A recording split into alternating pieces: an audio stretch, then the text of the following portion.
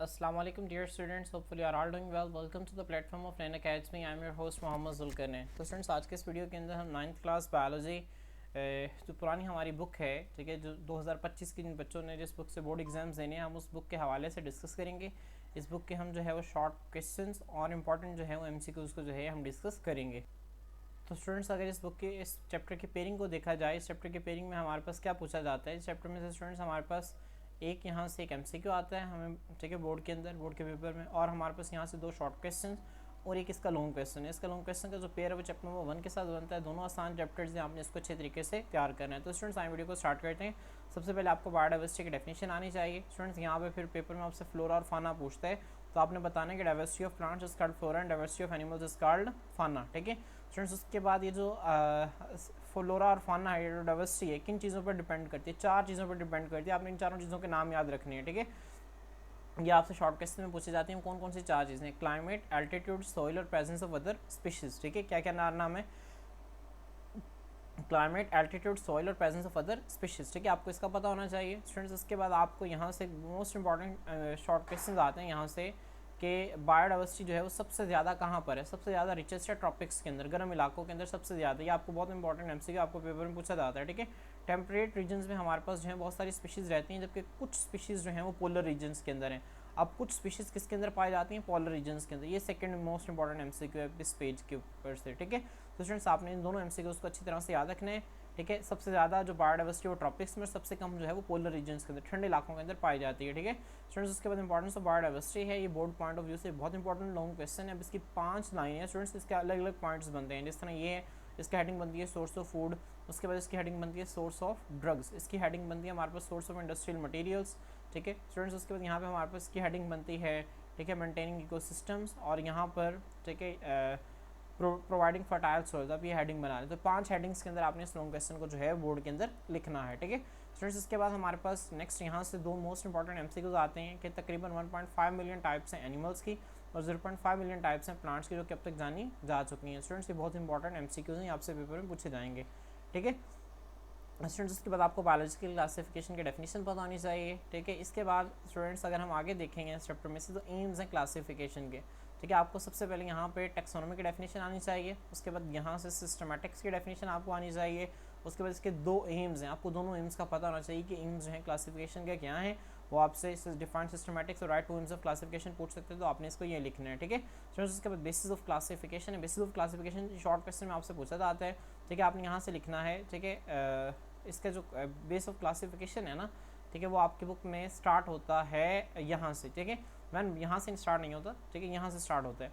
Man biologist जो है वो क्लासीफाई करते हैं ऑर्गेनिज्म ग्रुप या सब ग्रुप्स में जो सिमिलैरिटीज़ देखी जाती हैं, किसमें? External and internal structure, stages of development and modern genetics जो है ये भी इन्फॉर्मेशन प्रोवाइड करती है, यहाँ से लेकर यहाँ तक स्टूडेंट्स। उसके बाद इसकी एक एग्जाम्पल जो है वो आप लोग कर लें यहाँ से।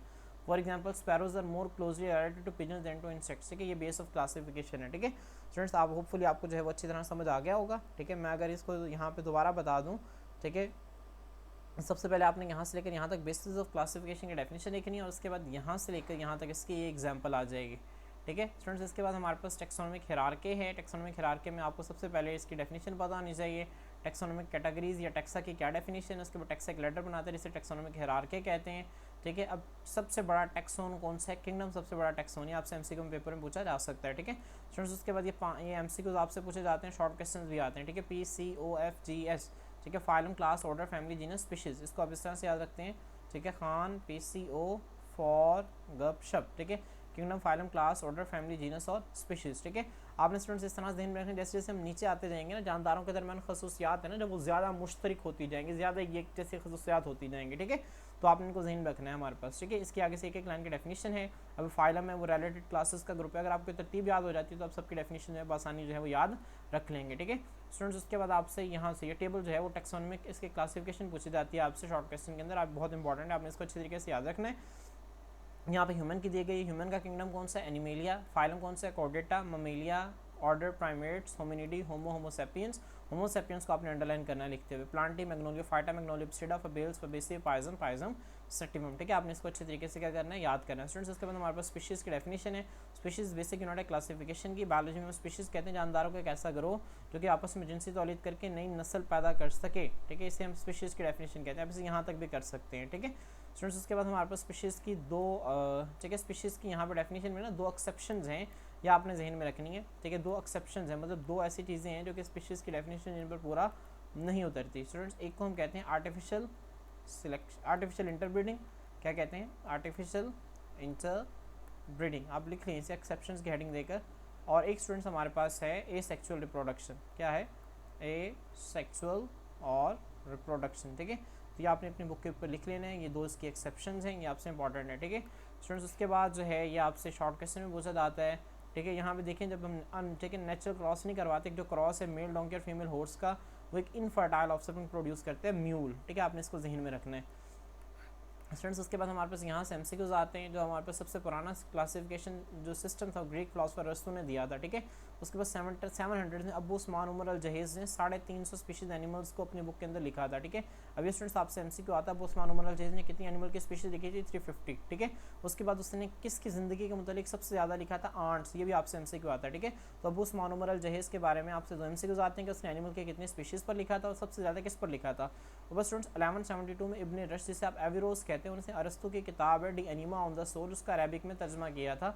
अभी आपसे एमसीक्यू में पूछा जा सकता है किस सन में किया था, आपने ये ज़हन में रखना है, किताब का नाम क्या और किस ज़ुबान में किया था, ठीक है स्टूडेंट्स। इसके बाद आपको नीचे से आपसे एमसीक्यूज आते हैं, ठीक है। यहाँ पे सबसे पहले हमारे पास है एंड्रिया सेज़ल्पिनो। एंड्रिया सेज़ल्पिनो ने क्या किया था, प्लांट्स को 15 ग्रुप्स में डिवाइड किया था, उन्हें जेनरा का नाम दिया था, भी आपके एमसीक्यूज हैं स्टूडेंट, बहुत इंपॉर्टेंट है, ठीक है।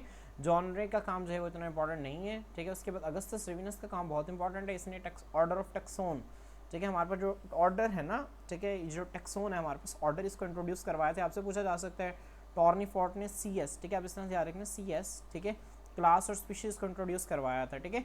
जेनरा को किसने इंट्रोड्यूस करवाया था, एंड्रिया सेज़ल्पिनो ने। ऑर्डर को किसने इंट्रोड्यूस करवाया था, अगस्टस रेविनस ने।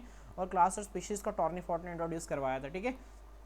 ये आप लोगों ने इसको जहन में रखना है, ठीक है स्टूडेंट्स। ये आपसे इंपॉर्टेंट चीज़ें हैं, ये आपसे पेपर में पूछी जा सकती हैं, ठीक है स्टूडेंट्स। इसके बाद यहाँ पे तो नहीं लिखा हुआ, लेकिन एक बॉक्स में, ठीक है, ठीक है, बॉक्स बना हुआ है आपकी बुक के अंदर, ठीक है। हमारे पास नेचर है ना, जिसको 3 किंगडम्स में डिवाइड किया जाता है, एनिमल, प्लांट और मिनरल्स, ठीक है, कॉर्लिस लिनियस के मुताबिक। आपने ये भी एमसीक्यू जहन में रखना है, बॉक्स से साथ बना हुआ है, इसको निशान लगा लें। उसके बाद स्टूडेंट्स हमारे पास 2 किंगडम क्लासिफिकेशन सिस्टम है। 2 किंगडम क्लासिफिकेशन सिस्टम का आपको पता होना चाहिए, सबसे पुराना सिस्टम है। अब इसके अकॉर्डिंग जो है वो जितने भी जानदार हैं उनको 2 ग्रुप्स में डिवाइड किया गया, ऑटोट्रॉप्स और हेटरोट्रॉप्स। ऐसे तमाम जानदार जो अपनी खुराक खुद तैयार करते हैं, ठीक है, उन्हें ऑटोट्रॉप्स कहते हैं, ठीक है। इनके मुताबिक ऐसे तमाम जानदार जो अपनी खुराक खुद तैयार करते हैं इनऑर्गेनिक मटेरियल से, ठीक है, उन्हें ऑटोट्रॉप्स कहते हैं, वो किंगडम प्लांटिंग में शामिल हैं। जबकि ऐसे तमाम जानदार जो अपनी खुराक खुद तैयार नहीं करते और ऑटोट्रॉप्स पर डिपेंड करते हैं, हेटरोट्रॉप्स और किंगडम एनिमलिया में शामिल है। अब स्टूडेंट्स ये ऊपर वाला इतना इंपॉर्टेंट नहीं है जितना नीचे वाला है, ठीक है।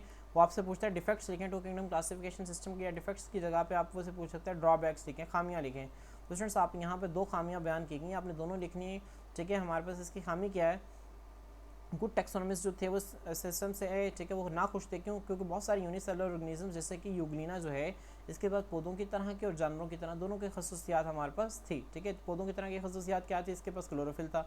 और एनिमल लाइक क्या थे, हेटेरोट्रॉफिक मोड ऑफ न्यूट्रिशन, मतलब हमारे पास इसके पास जो न्यूट्रिशन था ना, ये खुद ये डार्कनेस के अंदर, मतलब दिन के वक्त तो फोटोसिंथेसिस करता था ये, ठीक है, लेकिन रात के वक्त क्या करता था ये डार्कनेस के अंदर, ये दूसरे जानवरों को भी खाता था, ठीक है। तो इसके पास दोनों खसूसियात थे और इसके पास सेल वॉल नहीं थी, और सेल वॉल ना होना एक एनिमल का करेक्टर है। तो इसके पास एक ये प्लांट लाइक करेक्टर थे और 2 एनिमल लाइक करेक्टर्स थे, ठीक है। तो स्टूडेंट्स आपने एक हमारे पास ये था। अब मसला ये था कि इसको किंगडम एनिमेलिया में रखा जाए, किंगडम प्लांटे में रखा जाए, ठीक है, क्योंकि इसकी खसूसियात दोनों से मैच करती थी। तो साइंटिस्ट को इस पर बड़ी ऑब्जेक्शन थी, और जो सिस्टम है ये प्रोकैरियोट और यूकैरियोट का फर्क जो है वो टोटली इग्नोर कर रहा था, ठीक है। आपने इसको जहन में रखना है, ये 2 ड्रॉबैक्स हैं इसके स्टूडेंट्स। इसके बाद हमारे पास 3 किंगडम क्लासिफिकेशन सिस्टम है। 3 किंगडम क्लासिफिकेशन सिस्टम 1866 में अर्नस्ट हैकेल ने पेश किया, ठीक है, आपको इसका पता होना चाहिए, ठीक है। और इसकी जो ज़्यादा इंपॉर्टेंट है ना वो इसके डिफेक्ट्स हैं, ठीक है। ये जो सिस्टम था ना, did not clear difference between prokaryotes and eukaryotes. Students ये पहले वाला डिफेक्ट यहाँ पे सेम आता है। और ये जो डिसएग्रीड थे about the position of fungi, क्योंकि फंजाई जो है प्लांट से बहुत तरह से मिलते हैं लेकिन ऑटोट्रॉप्स नहीं है। अब इसकी क्या वजह है, क्योंकि फंजाई हमारे पास हेटरोट्रॉप्स हैं और एब्जॉर्प्टिव हेटरोट्रॉप्स हैं, कि प्लांट्स हमारे पास ऑटोट्रॉप्स हैं, ठीक है। और दूसरा पौधों के सेल वॉल में सेलुलोज होता है, जबकि फंजाई के सेल वॉल में काइटन होता है। आपसे एमसीक्यू पूछे जा सकते हैं, ठीक है। तो स्टूडेंट्स ये आपसे लॉन्ग क्वेश्चन भी आ सकते हैं। 3 किंगडम 2 किंगडम कोई से 2 दे सकते हैं आपको, ठीक है, आपको इसका पता होना चाहिए। उसके बाद स्टूडेंट्स MCQs है 1937, अब ये सन आपने सारे जहन में रखनी है, ठीक है। अब अर्नस्ट हैकल का आपको सन याद होना चाहिए। 1866 में अर्नस्ट हैकल ने 3 किंगडम दिया था, 5 किंगडम से 5 किंगडम में यहाँ पे 1937 में कैटन की कंट्रीब्यूशन है। कैटन ने क्या किया, प्रोकैरियोट एक लफ्ज़ निकाला जो कि बैक्टीरिया को डिस्क्राइब करता था, और यूकैरियोट एक लफ्ज़ निकाला हमारे पास, ठीक है, जो कि किसको डिस्क्राइब करता था, एनिमल और प्लांट सेल्स को डिस्क्राइब करता था, ठीक है। स्टूडेंट्स के बाद 1967 में रॉबर्ट विटेकर ने 5 किंगडम क्लासिफिकेशन सिस्टम को इंट्रोड्यूस करवाया। इसकी बुनियाद क्या थी, लेवल्स ऑफ सेलुलर ऑर्गेनाइजेशन और प्रिंसिपल मोड ऑफ न्यूट्रिशन। आप इसको रीड कर लीजिएगा, इतना इंपॉर्टेंट नहीं है आपके यहाँ से। सन आपने जहन में रखना है। मार्गुलिस और श्वार्ट्ज ने क्या किया, 5 किंगडम क्लासिफिकेशन सिस्टम को मॉडिफाई किया था, ठीक है। अब ये सन आपने जहन में रखना है। स्टूडेंट्स उसके बाद ये 5 किंगडम्स हैं आपसे। 5 किंगडम्स में से आपको क्या करना है, आपको जो जो लाइनें आपने जहन में रखनी है इसको रीड करिएगा, जो जो लाइनें आपके जहन में रहती हैं वो आपने याद रखनी है। किंगडम मोनेरा के अंदर हमारे पास प्रोकैरियोटिक ऑर्गेनिजम्स आते हैं, प्रोकैरियोटिक सेल से मिलकर बने होते हैं, ठीक है। स्टूडेंट्स उसके बाद ठीक है, आप यहाँ से ये लाइन देख लीजिएगा, प्रोकैरियोटिक्स। वैसे जिन बच्चों ने टॉप करना है, ठीक है, वो सारा करें, लेकिन वो बच्चे जिन्होंने पास होना है, बट आप ये है कि इसमें से 1-2 लाइनें आप स्किप कर सकते हैं, ठीक है। जो आपको मुश्किल लगे वो आप स्किप कर दें, बाकी आप 3-4 लाइनें अगर आपको शॉर्ट में आ गया तो आप वो लिख लें, ठीक है। बैक्टीरिया में 2 तरह कैटेगरीज होती हैं, बैक्टीरिया के होते हैं सियानोबैक्टीरिया, ये हेटेरोट्रॉफिक होते हैं, और ये हमारे पास ऑटोट्रॉफिक होते हैं। किंगडम प्रोटिस्टा के अंदर हमारे पास क्या है, इसके अंदर ठीक है यूकैरियोटिक यूनिसेलुलर भी आते हैं और सिंपल मल्टीसेलुलर भी आते हैं। हमने पहले चैप्टर में देखा था एल्जी, प्रोटोजोन्स और फंजाई लाइक, ठीक है। एल्जी हमारे पास क्या है, एनिमल लाइक, ये प्लांट लाइक प्रोटिस्ट हैं, ठीक है, मतलब ये प्लांट सेल से रिजेंबल करते हैं, ठीक है, उनकी सेल वॉल से और उनके क्लोरोफिल से भी, ठीक है। लेकिन जो सिंपल मल्टी सेलुलर हैं, ठीक है, इनका मतलब क्या है, क्योंकि इनके पास मल्टी सेलुलर सेक्स ऑर्गन्स नहीं है और ये अपनी लाइफ साइकिल में एम्ब्रियो नहीं बनाते। आपको इसका पता होना चाहिए। प्रोटोजोन जो हैं ये एनिमल लाइक हैं, ठीक है, और कुछ प्रोटिस्ट हमारे पास फंजाई लाइक होते हैं, ठीक है। स्टूडेंट्स उसके बाद हमारे पास किंगडम फंजाई है, ठीक है, इसमें से आप पहली लाइन कर लें, ठीक है, और इसकी एक एग्जांपल कर लें, मशरूम्स तक कर लें, आप इतना भी कर सकते हैं अगर आपने सिर्फ पास होना है, ठीक है। ये डिकम्पोजर्स वाली लाइन कर लें आप। उसके बाद किंगडम प्लांटी है, इसके यूकैरियोटिक मल्टीसेलुलर ऑटोट्रॉप्स हैं। प्लांट्स जो हैं वो ऑटोट्रॉफिक होते हैं, अपने न्यूट्रिशनल मोड में खुराक तैयार करते हैं फोटोसिंथेसिस के जरिए। आप इतना करके उसके बाद मॉसेस और फंड्स, ये लाइन आप लिख सकते हैं, ठीक है। किंगडम एनिमलिया क्या है, यूकैरियोटिक मल्टीसेलुलर कंज्यूमर्स हैं। कंज्यूमर्स का मतलब जो खुराक मुंह के जरिए लेते हैं। एनिमल्स क्या करते हैं, ज़्यादातर इंजेस्ट करते हैं खुराक को, ठीक है, उसको अपने जिस्म के अंदर मौजूद खास कैविटीज़ के अंदर डाइजेस्ट करते हैं। इनके पास सेल वॉल नहीं होती है, खास किस्म के मूवमेंट्स जो हैं ये शो करते हैं, ठीक है। स्टूडेंट्स उसके बाद ये टेबल है, आप इस टेबल को एक मतलब गौर से देख लेंगे तो आपको चीज़ें जो हैं वो क्लियर हो जाएंगी। स्टूडेंट्स यहाँ पे एक बहुत इंपॉर्टेंट आपको शॉर्ट क्वेश्चन आता है कि वायरसेस जो हैं इनके लिविंग कैरेक्टर्स भी लिखे और इनके नॉन लिविंग कैरेक्टर्स भी लिखे, ठीक है। तो वायरसेस के यहाँ पर 2 ही नॉन लिविंग कैरेक्टर्स हैं, एक क्या है इनकी क्रिस्टलाइन नेचर, ठीक है, और एक ये ए सेलुलर होते हैं, इनके पास सेलुलर ऑर्गेनाइजेशन नहीं होती है। 2 इसके नॉन लिविंग कैरेक्टर्स हैं, जबकि कुछ लिविंग कैरेक्टर्स हैं वो क्या हैं, इनके पास DNA होता है एक, ठीक है, इनके पास DNA होता है जो कि आमतौर पर DNA या RNA होता है इनके पास, जो कि प्रोटीन से लिपटा हुआ होता है, और दूसरा ये लिविंग सेल्स के अंदर रिप्रोड्यूस करके बीमारियां फैलाते हैं, ठीक है। स्टूडेंट्स ये 2 इंपॉर्टेंट चीज़ें आपने इसको जहन में रखना है, ठीक है। स्टूडेंट्स इसके बाद 7 बॉक्स में प्रायोन्स और वायरॉइड्स का कॉन्सेप्ट होगा आपके पास, ठीक है। प्रायोन्स जो हैं हमारे पास आपने जहन में रखना है, प्रायोन्स, P से प्रायोन्स और P से प्रोटीन। जो प्रायोन्स हैं हमारे पास ये प्रोटीन से मिलकर बनते हैं, और जो वायरॉइड्स हैं हमारे पास इस सर्कुलर RNA से मिलकर बनते हैं, ठीक है। ये आपको बॉक्स में गिवन होगा, आपने इसको अच्छी तरीके से याद रखना है, ठीक है। स्टूडेंट्स इसके बाद हमारे पास जो है वो बायनोमियल नोमेनक्लेचर है। बायनोमियल नोमेनक्लेचर की डेफिनेशन है हमारे पास सबसे पहले, ठीक है। आपको पता होना चाहिए कि बायनोमियल नोमेनक्लेचर जो है एक मेथड है जिसमें हम जानदारों को साइंसी नाम देते हैं, ठीक है। बायनोमियल जो साइंटिफिक नेम है ना एक स्पीशीज का, आपको पता होना चाहिए वो 2 नामों पर, पहला जीनस का और दूसरा स्पीशीज का। हमने टेक्सोनोमिक हायरार्की के अंदर देखा था ना, ठीक है, phylum, class, order, family, genus, species. तो पहला नाम जीनस का होगा, दूसरा स्पीशीज का होता है, ठीक है। उसको इंट्रोड्यूस किसने करवाया था, कार्लस लिनियस ने। इंपॉर्टेंट MCQ है, ठीक है। स्टूडेंट्स उसके बाद ये 3 आपसे प्रिंसिपल्स हैं, आपसे लॉन्ग क्वेश्चन में पूछे जा सकते हैं, शॉर्ट में पूछे जा सकते हैं, आसान है, आपने इसको देख लेना है। तो साइंसी नाम जब भी हम प्रिंट करेंगे तो हम उसको इटैलिक्स के अंदर लिखेंगे, जब हम उसे हाथ से लिखेंगे तो हम उसे अंडरलाइन करेंगे। तो पहला नाम है जेनरिक नेम, वो हमेशा कैपिटल लेटर से शुरू होगा, जबकि दूसरा स्पीशी नाम का नाम है वो कभी भी कैपिटल लेटर से स्टार्ट नहीं होगा। जबकि साइंटिफिक नेम है आमतौर पर जो है फुल लिखा जाएगा जब उसे पहली मरतबा इस्तेमाल किया जाएगा, ठीक है। जिस तरह का मैं होमो सेपियंस पहली मरतबा इस्तेमाल करूँगा मैं इसे पूरा लिखूंगा, लेकिन जब मैं बार बार इस्तेमाल करूँगा तो मैं होमो का इस तरह से लिख सकता हूँ, मैं होमो सेपियंस, ठीक है। स्टूडेंट्स वो कहते हैं but when several species from the same genus, लेकिन जब एक ही जीनस के साथ कई सारी स्पीशीज हम इस्तेमाल करेंगे तो सेम जीनस, ठीक है, तो इसे एब्रीविएट किया जा सकता है but just an initial for the genus. तो जीनस का हम सिर्फ इनिशियल लिखकर हम इसको लिख सकते हैं, ठीक है। जिस तरह एशरीचिया कोलाई हमारे पास एक बैक्टीरिया, इसे ई कोलाई भी हम पढ़ सकते हैं, ठीक है। यहाँ पे स्टूडेंट्स MCQ लिखा हुआ जो मैंने आपको बताया था, प्रोटीन से मिलकर बने होते हैं प्रायोन, जबकि वायरॉइड्स हैं वो सर्कुलर RNA से मिलकर बने होते हैं, ठीक है। स्टूडेंट्स इसके बाद हमारे पास रिसर्च है, सिग्निफिकेंसी आपसे इंपॉर्टेंट लॉन्ग क्वेश्चन में पूछी जाती है। डिफरेंट रीजन है हमारे पास जो, ठीक है, उनके डिफरेंट ऑर्गेनिजम्स के डिफरेंट नेम्स हैं, ठीक है। जैसा प्याज का कॉमन नेम उर्दू में अलियन को प्याज कहते हैं, सरगंडा, बासल, मुख्तलिफ इलाकों में इसके मुख्तलिफ नाम है, ठीक है। इसके बायोलॉजी में इसका साइंटिफिक नेम एलएम कैप है, आपका MCQ आता है, ठीक है। स्टूडेंट्स इसके बाद आपकी सेकंड हेडिंग बन जाएगी, यहाँ पे आपके हेडिंग बनेगी, ठीक है। अब देखिए ना, एक प्याज उसके मुख्तलिफ नाम है, ठीक है, different names for same organism, different names for same organism, आपकी हेडिंग बन जाएगी। यहाँ पे आप देखिए ना, दो जानवर हैं, उनका सेम नहीं सेम नाम, तो अब यहाँ पे लिखेंगे common name for different organisms. ठीक है, हमारे पास कॉमन नेम क्या है, ठीक है, हम ब्लैक बर्ड जो है क्रो को भी कहते हैं और रेमन को भी कहते हैं। ठीक है, जबकि साइंटिफिक नेम जो है वो क्रो का कॉर्वस स्प्लेंडेंस है। ठीक है स्टूडेंट्स, आपकी थर्ड हेडिंग ये बनेगी common name have no scientific basis. ठीक है, अब यहाँ तक आपने ये लिख देना है। ठीक है, उसके बाद स्टूडेंट्स आपने इसके यहाँ से आपको ये बॉक्स में बना हुआ है, आपको ये पता होना चाहिए जो ऑर्चिड ट्री है ना, ऑर्चिड ट्री, इसका साइंटिफिक नेम क्या है, बोहेनिया वेराइगेटा। क्या नाम है, बोहेनिया वेराइगेटा। आपको इसका आइडिया होना चाहिए, आपको एमसीक्यू में पूछा जा सकता है। और आपको पता होना चाहिए अनियन का साइंटिफिक नेम एलियम कैप है, कॉमन सी स्टार का साइंटिफिक नेम एस्ट्रियास रिबन्स और हाउस का साइंटिफिक नेम कॉर्वस स्प्लेंडेंस है। ठीक है स्टूडेंट्स, इसके बाद हमारे पास जो है वो यहाँ से आपने और इंडेंजर्ड स्पीशीज़ और एक्सटिंक्ट स्पीशीज़ में फ़र्क आपने जहन में रखना है। इंडेंजर्ड स्पीशीज़ और एक्सटिंक्ट स्पीशीज़ में फ़र्क क्या होता है स्टूडेंट, ये पुरानी बुक है, यहाँ पे नहीं दिया गया, आपकी बुक में यहाँ पे एक बॉक्स बना हुआ है, उस बॉक्स के अंदर फ़र्क जो है वो गिवन है, आपने वो फ़र्क जहन में रखना है। ठीक है, और साथ आपने उसकी एग्जांपल्स करनी है। एक्सटिंक्ट स्पीशीज़ के अंदर आप एग्जांपल देते हैं डायनासोर्स की, किसकी एग्जांपल देते हैं आप, डायनासोर्स की, जबकि इंडेंजर्ड के अंदर आप इसमें से किसी की भी एग्जांपल जो है वो दे सकते हैं। स्टूडेंट्स, उसके बाद impact of human beings on environment है। ठीक है स्टूडेंट्स, यहाँ पे अगर आप लोग देखें, आपको पता होना चाहिए तकरीबन 10,000 साल पहले दुनिया में 50 लाख लोग थे। ठीक है, जबकि एक एमसीक्यू ये है। उसके बाद स्टूडेंट्स यहाँ पर स्टूडेंट्स यहाँ पे दिया गया, देखें ये एक्सटिंक्ट और इंडेंजर्ड स्पीशीज़ का फ़र्क जो है यहाँ पे आ गया। ये बुक है, इसमें थोड़ी सी तब्दीली है, थोड़ी सी पिछली किताब से थोड़ी सी चीज़ें चेंज आगे पीछे लिखी हुई हैं, आपको इसका परेशान नहीं होना आपने। ठीक है स्टूडेंट्स, ये एमसीक्यू इंपॉर्टेंट एमसीक्यू के तकरीबन 2,60,000 लोग जो हैं वो हर दिन ऐड हो रहे हैं, तो हिसाब से देखा जाए तो 180 लोग हर मिनट में।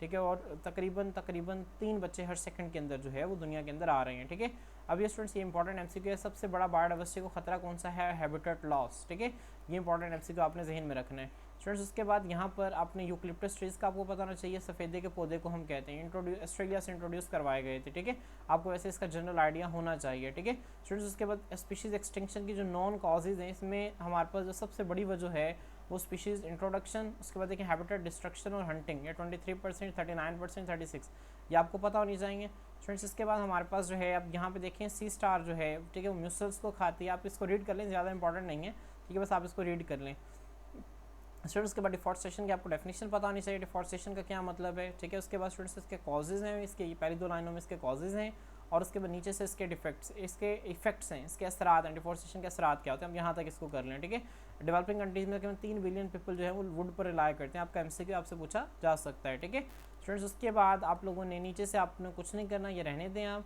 ठीक है, यहाँ पर एक एमसीक्यू कर लें कि तकरीबन 1% खैबर पख्तूनख्वा में जो close canopy forest shrinking at approximately 1% पर ही आपसे एमसीक्यू पूछा जा सकता है।